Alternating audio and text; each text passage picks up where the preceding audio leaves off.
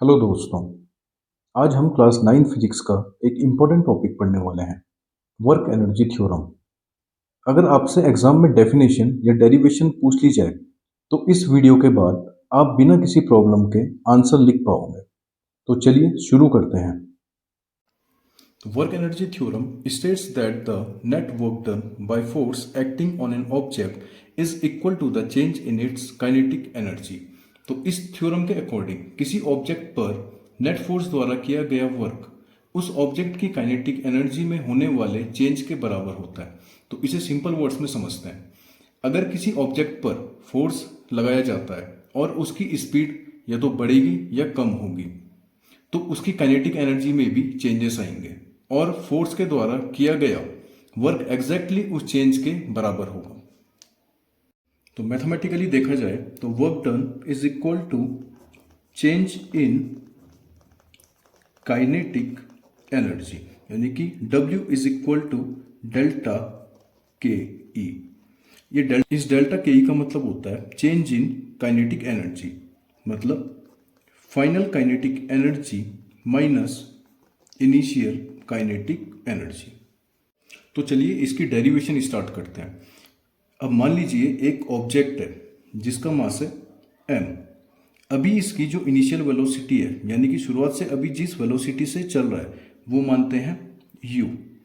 अब इसमें अगर हम एक फोर्स लगाते हैं इस डायरेक्शन में तो इसकी वेलोसिटी में चेंजेस होगा। तो मान लीजिए इसकी जो फाइनल वेलोसिटी है वो है v, और यहां से लेकर यहां तक ये जो डिस्प्लेस हुआ उस डिस्टेंस को हम मान लेते हैं s। तो जैसे हमने लास्ट वीडियो में देखा था कि W का फॉर्मूला था W is equal to F into S, यानी work is equal to force into displacement. और न्यूटन के सेकंड लॉ के हिसाब से force is equal to mass into acceleration होता है। ठीक है, तो F is equal to M A. इस F की वैल्यू अगर मैं इस वाली इक्वेशन में सब्स्टिट्यूट कर दूं तो हमें मिलता है W is equal to M a s, और इसको हम मान लेते हैं फर्स्ट इक्वेशन। अब इक्वेशन ऑफ मोशन को यूज करते हैं जो है v square is equal to u square plus 2as। इस u स्क्वायर को अगर मैं यहां ले जाऊं, LHS में ले जाऊं, तो हमको एक इक्वेशन मिलती है v square minus u square is equal to 2as।